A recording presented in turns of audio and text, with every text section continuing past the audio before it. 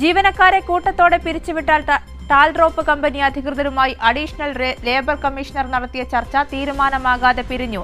ചർച്ചയിൽ പങ്കെടുക്കാതിരുന്ന tell drop ഉടമയ്ക്ക് labour കമ്മീഷണറേറ്റിന്റെ അന്ത്യശാസനം.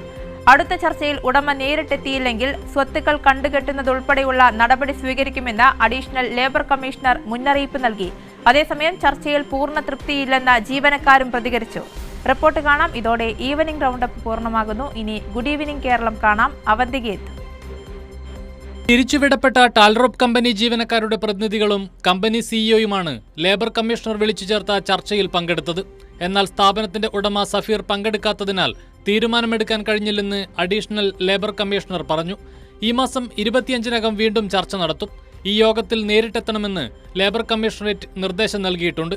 അല്ലാത്തപക്ഷം സ്വത്തുക്കൾ കണ്ടുകെട്ടുന്നത് ഉൾപ്പെടെയുള്ള നിയമ നടപടിയിലേക്ക് കടക്കുമെന്നും അഡീഷണൽ ലേബർ കമ്മീഷണർ സുനിൽ വ്യക്തമാക്കി. വേജ് കോഡ് അനുസരിച്ച് ഈ തൊഴിലാളികൾക്ക് ലഭിക്കാനുള്ള കുടിശ്ശിക ശമ്പളത്തിന് ബന്ധപ്പെട്ട ലേബർ കോടതികൾ കേസ് ഫയൽ ചെയ്യുന്നതിനും അതേപോലെ തന്നെ കൊടുക്കാത്ത പക്ഷം മറ്റ് പ്രോസിക്യൂഷൻ നടപടികൾ സ്വീകരിക്കുന്നതിനും ഡിപ്പാർട്ട്മെന്റിന് കഴിയും. ഈ കുടിശ്ശിക കണക്കാക്കി കഴിഞ്ഞാൽ അത് റവന്യൂ റിക്കവറിയിലൂടെ ഇത് ഈടാക്കുന്നതിനുള്ള നടപടികൾ കോടതിയുടെ നിർദ്ദേശത്തോടൊന്ന് സ്വീകരിക്കാൻ ഡിപ്പാർട്ട്മെന്റിന് കഴിയും.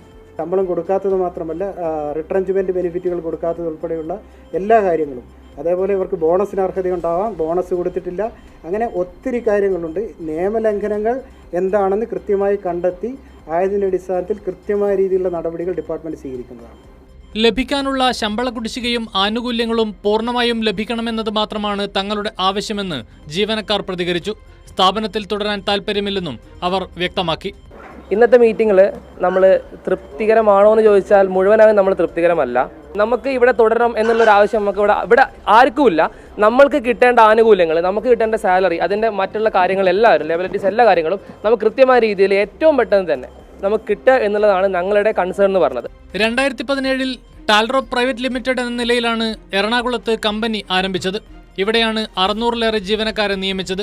പിന്നീട് കമ്പനിക്ക് കീഴിൽ 28ഓളം സ്റ്റാർട്ടപ്പുകൾ ആരംഭിച്ച് ജീവനക്കാരെ അവിടേക്ക് മാറ്റി. ഇതെല്ലാം നിയമവിരുദ്ധമായ കാര്യങ്ങളാണെന്ന് വ്യക്തമായിട്ടുണ്ട്. ഇക്കാര്യങ്ങളെല്ലാം ലേബർ കമ്മീഷണറേറ്റ് പരിശോധിക്കും. ജീവനക്കാർക്ക് ശമ്പള കുടിശ്ശിക വേഗത്തിൽ ലഭ്യമാക്കാനുള്ള നടപടി സ്വീകരിക്കുമെന്നും അഡീഷണൽ ലേബർ കമ്മീഷണർ വ്യക്തമാക്കി. കൈരളി ന്യൂസ്, തിരുവനന്തപുരം.